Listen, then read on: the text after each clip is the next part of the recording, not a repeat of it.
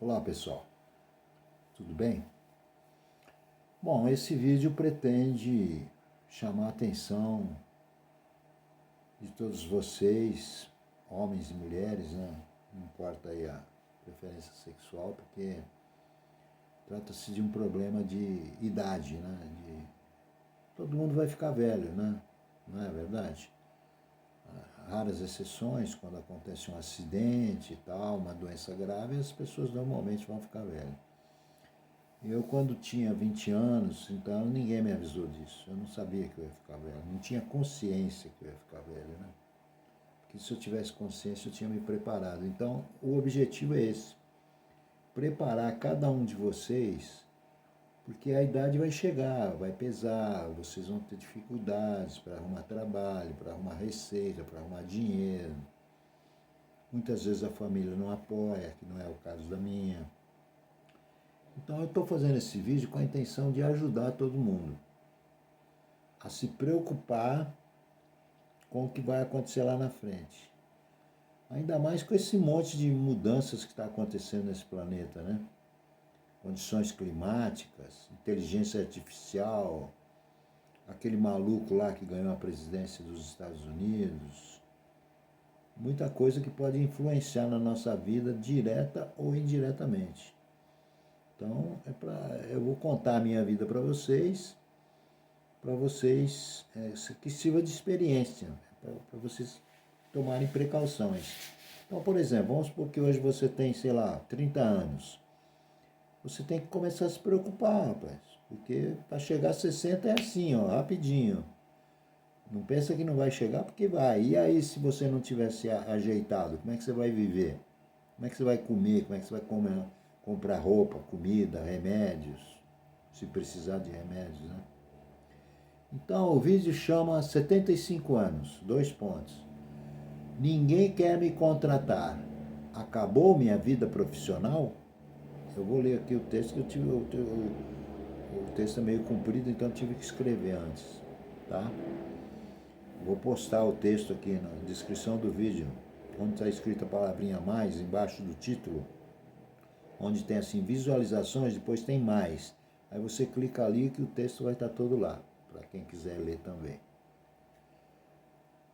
Cheguei aos 75 anos sem trabalho, sem renda, sem entradas, só saídas. Trabalhei meus últimos 4 anos na Orama Investimentos como assistente de programação, o que eu agradeço muito porque salvou minha vida. Mas aí, o banco BTG Pactual comprou a Orama e fiquei sem emprego, porque quem não foi aproveitado, que foram poucos, foi tudo mandado embora. A grande maioria foi mandada embora, eu inclusive.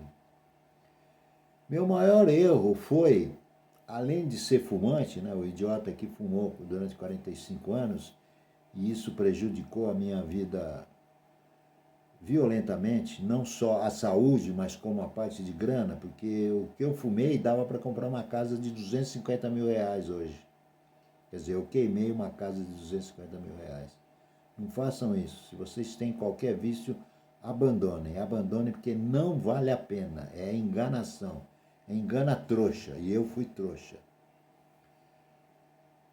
Meu maior erro foi, além de ser fumante, foi nunca guardar dinheiro, economizar. Não pensar que um dia eu não teria mais 20 anos.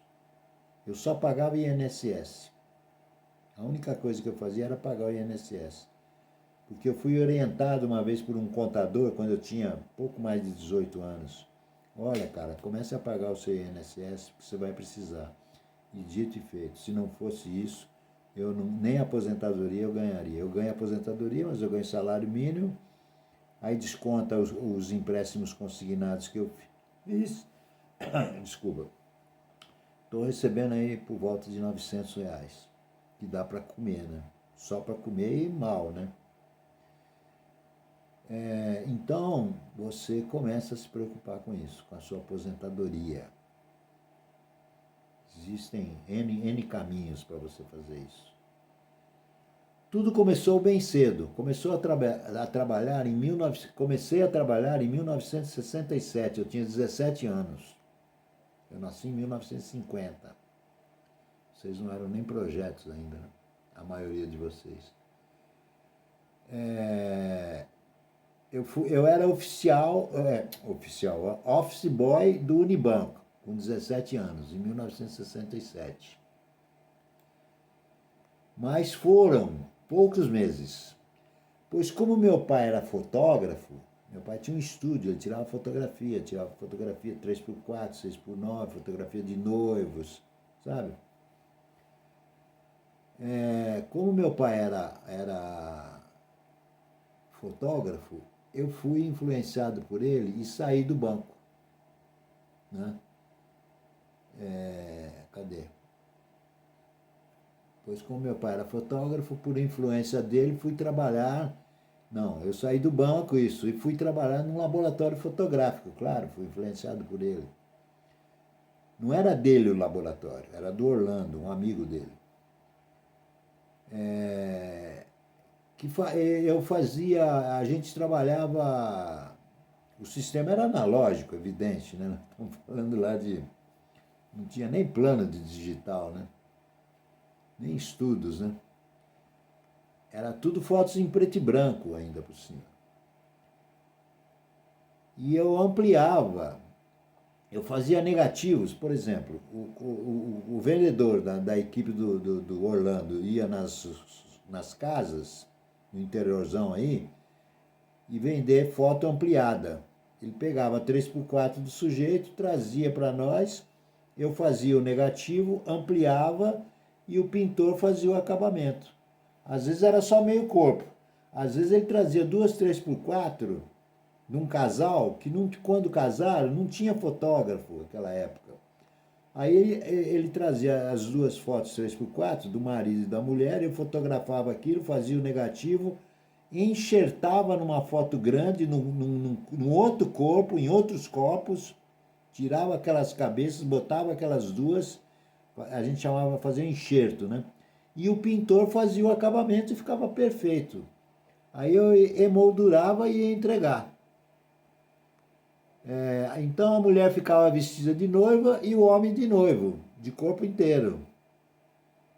Eles tinham se casado em lugares que não existia fotógrafo. Depois do enxerto feito, um pintor fazia o acabamento e eu emoldurava e ia entregar aquela obra de arte. As pessoas gostavam e pagavam em prestações do trabalho, assinando notas promissórias. Eu morava em São Paulo, no bairro do Ipiranga, e o laboratório era na rua Tamandaré, era outro bairro, não me lembro o nome do bairro não, mas não era longe não. Eu ia de ônibus elétrico ou de bonde e voltava.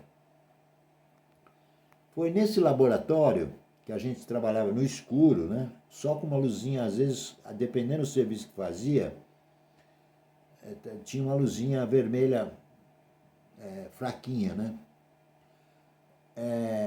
Que eu aprendi a gostar de radionovela e da música popular brasileira. Nós só ouvíamos Dalva de Oliveira, Nelson Gonçalves, Orlando Dias, Elisete Cardoso, Enesita Barroso e muitos outros, né? E muitos outros. O proprietário, o senhor Orlando, ele gostava muito de radionovelas e de música popular brasileira. E como era só ele e eu, obedece quem tem juízo, né? Eu tinha que escutar, não tinha jeito. Mas eu gostei, depois eu gostei. Mas foi uma excelente experiência e aprendi muito sobre como fazer as fotografias e também a gostar de novelas e música popular brasileira. O senhor Orlando não gostava dos Beatles. Eu escrevi aqui, não gostava mesmo. Nossa, ele tinha um pavor. Aí eu fiz o vestibular, eu acabei o científico, né, o segundo grau, o ensino médio hoje, né? Fiz vestibular para matemática e psicologia e passei nas duas. E ganhei uma bolsa de estudos para telecomunicações. Esse foi o meu problema. Se eu tivesse seguido essa bolsa de estudos no melhor colégio lá de São Paulo, para fazer telecomunicações, imagina, em 1969, 1970, a gente nem sabia o que era isso. Eu hoje estava, né? Poderia ser um ministro da telecomunicação aqui desse país. Mas, como eu era muito jovem, eu estava namorando já, acabei casando, precisei da autorização do meu pai para casar, abri um cursinho de madureza, o atual supletivo, e comecei a dar aula de matemáticas. A aula de matemática é referente ao primeiro grau, né, ao ensino fundamental hoje. Foi aí que eu comecei a dar aula e comecei a me apaixonar. Apaixonei pelo magistério, mudei para o Paraná, me formei na Universidade Estadual de Maringá em licenciatura em Ciências e dava aula em 4 escolas, em Cianorte e São Lourenço. Dava aulas principalmente de matemática e ciências para o ensino fundamental da 5ª à 8ª série, atual 6º ao 9º ano, e cobria professores faltantes do ensino médio em estatística e educação sanitária. Eu era o tapa-buraco, né? As aulas de educação sanitária, porque eu não era concursado, eu era contratado, né? Então eu podia fazer essas coisas aí. As aulas de educação sanitária me levaram para a cadeia pelo golpe militar. Eu fui preso por causa disso, pelos golpes que os militares deram nesse país, né? A ditadura militar me prendeu porque eu coloquei os alunos e as alunas do ensino médio, no 2º grau, a fazer uma pesquisa de campo, uma pesquisa na cidade, né? Ir de rua em rua, de casa em casa, tipo IBGE, né? E fizemos uma pesquisa na cidade. O prefeito me denunciou, aí eu escrevi o resultado da pesquisa mostrando os graves problemas que a cidade tinha com respeito aos problemas sanitários da cidade. Aí o prefeito ficou puto, me denunciou, ele devia ser amigo lá dos macacos lá, né? Sem nenhum preconceito, por favor. Dos gorilas, né? Eles eram conhecidos como os gorilas, na verdade, né? E o prefeito me denunciou e eu fui preso e comecei a ser torturado pelos militares e fui salvo pelo meu pai, que conhecia um dos policiais do DOPS. DOPS era a polícia política. Saí da cadeia mediante todo arrebentado, né? Claro, né? Tomei choque, o caramba, né? Saí da cadeia mediante a promessa de que nunca mais ia dar aulas. E nunca mais eu consegui voltar a dar aulas. Não consegui mais. Eles me liberaram dizendo, olha, você nunca mais vai dar aula. E eu fui professor apaixonado de ensino durante 8 anos, né? Mudei para Cascavel, onde fiquei 60 dias escondido num porão na casa do meu amigo com a minha primeira esposa, que hoje está com Alzheimer, tadinha, né?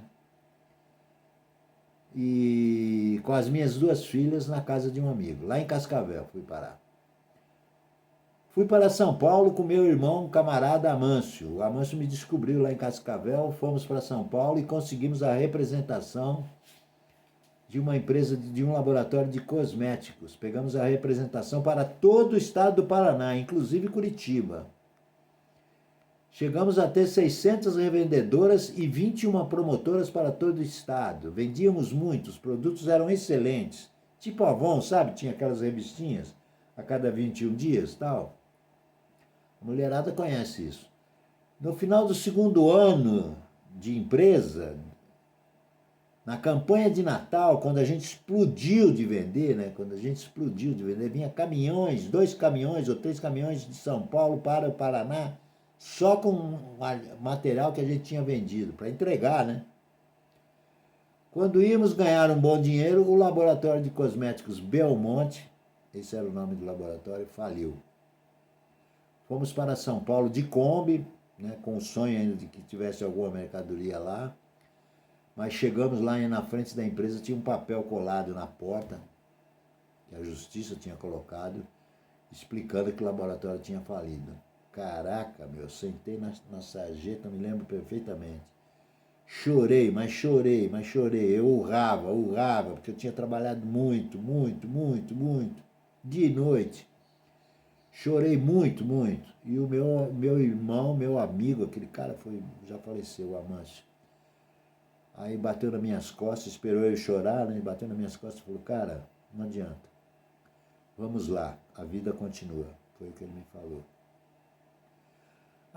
Voltamos para Maringá, eu abri uma pequena loja de material fotográfico junto com meu pai em Maringá, imitando ele, né? Ele já tinha duas, ele tinha já uma em Cianorte e uma em Cascavel. Aí nós brigamos, né? Nós brigamos, eu entreguei a loja para ele, me mudei para São Paulo e fui ser gerente de vendas de uma empresa atacadista de material fotográfico lá na Lapa, em São Paulo, no bairro da Lapa, em São Paulo. E quem arrumou foi o meu amigo Amâncio. A dona Odila era a proprietária e ela era uma fera, ela era muito brava, cara, era uma pessoa intragável. E eu trouxe a família toda para morar em São Paulo, junto com meus sogros no Ipiranga, na Rua Bom Pastor. A mesma rua do colégio que eu tinha estudado e completado o ensino médio, o segundo grau, terminado científico, né? E a mesma rua onde os militares, né, os golpistas, decapitaram o Clóvis, meu amigo japonês Clóvis, cortaram a cabeça dele, colocaram a cabeça dele em cima de um carro. Ele era presidente do GEMA, Grêmio Estudantil Machado de Assis. E ele tinha uma atividade política intensa. Decapitaram ele para servir de exemplo. Vocês que não conhecem a história do Brasil, vocês não imaginam o que esse país sofreu de 1964 até, sei lá, não sei, não me lembro mais. O filme, né, Ainda Estou Aqui, mostra a história de 1970 até 2014. Como gerente de vendas dessa empresa, da Color Kit, eu viajava muito pelo estado de São Paulo, pelo interior do estado de São Paulo. Conheci todo o interior do estado de São Paulo. Às vezes eu ficava 2 semanas longe das minhas filhas e da minha esposa. Ela não aguentou a situação e um dia eu cheguei em casa, não tinha ninguém, e achei o diário dela em cima assim da cristaleira e mexi no diário dela. Não devia ter mexido, né? Mas mexi. E lá eu descobri que ela tinha um namorado. Ela contava que tinha um namorado. Claro que o casamento, que já não andava bem, acabou. E eu fui morar num apartamento perto da Rua Augusta.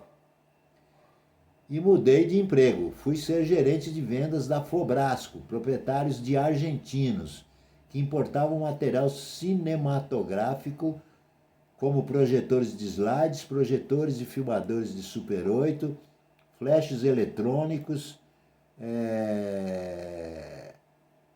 cadê? Sumiu aqui.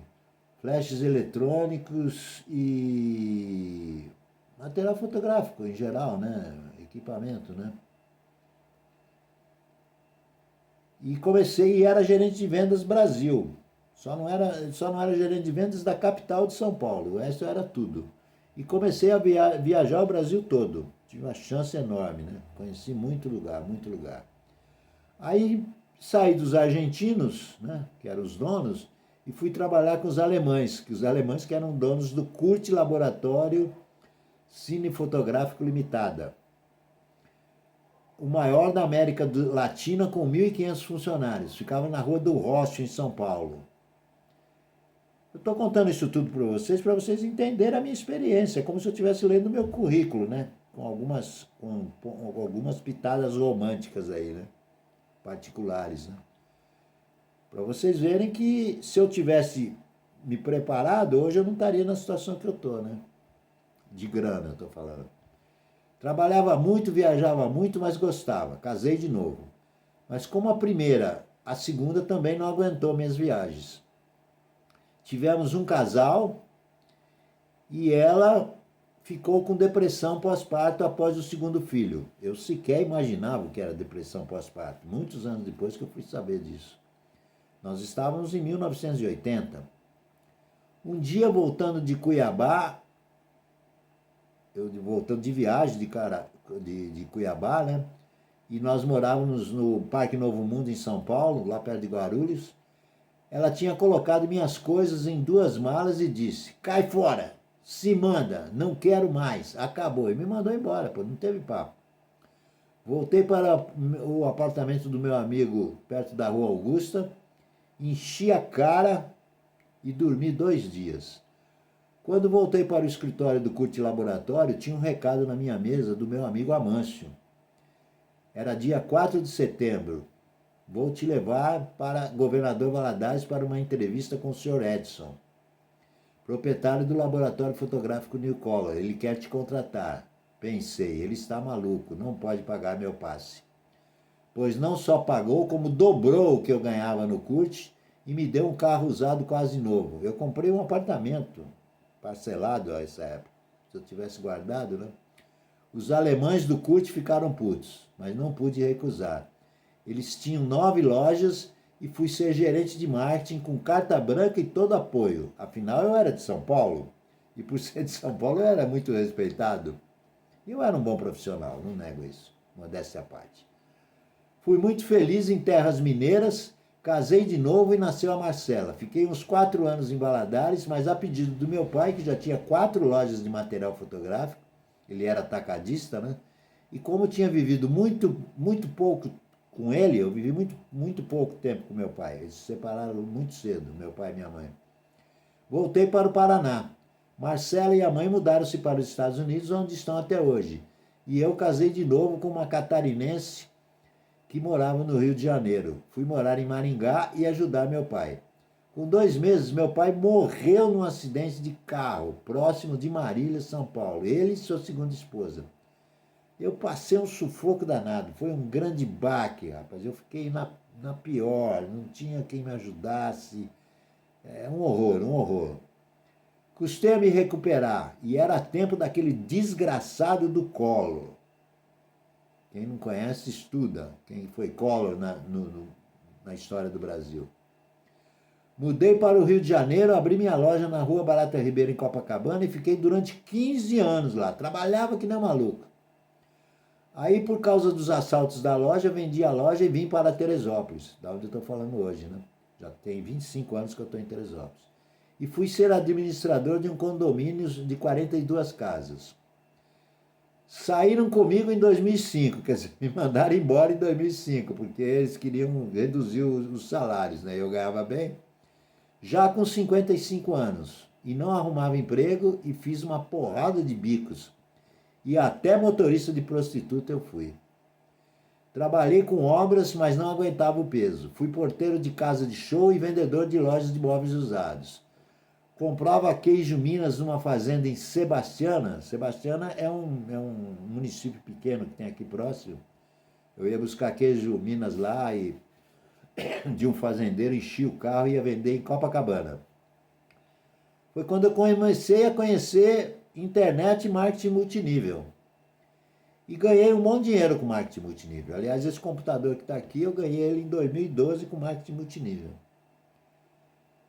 E conheci marketing multinível e o suficiente, eu ganhava um bom dinheiro, o suficiente para me sustentar e ajudar um pouco a minha filharada. Em 2021, uma tristeza. Perdi minha 5ª companheira para o Covid. O Covid levou a Raia embora. E um milagre. Fui contratado pela Orama Investimento como assistente de programação que salvou a minha vida.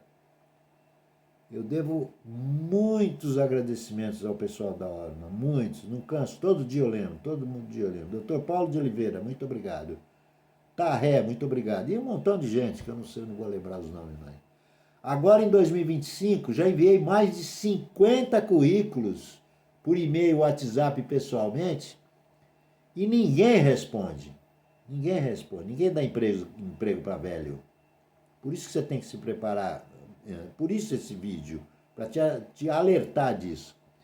E nem a Prefeitura de Teresópolis pode me contratar como professor, porque eu tenho direito a dar aula, eu tenho diploma registrado no MEC, etc. Mas não pode com 75 anos, não contrata, não pode, o edital não permite. Agora, se eu tivesse 18, eu era contratado. Será que acabou para mim? Não sei. Vou continuar tentando. Desistir jamais. Grande abraço para vocês. Se cuidem. Cuidem da saúde e cuidem do bolso. Economizem dinheiro, não gaste dinheiro à toa. Tem muita coisa que você gasta que você não precisa gastar. Guarda, aplica, investe. guarda na poupança, sei lá, compra uma casa, não sei. O quanto você vai investir, eu não sei. Mas se você deixar para fazer isso depois de velho, não vai dar mais tempo. Hoje eu vivo de favor da minha família. O que eu ganho líquido da aposentadoria mal dá para comer. E eu moro de favor com meu filho. E a minha família me ajuda. Ainda bem, né? Nem todos, mas os que me ajudam é suficiente. Beijos para vocês. Tchau, tchau. Valeu.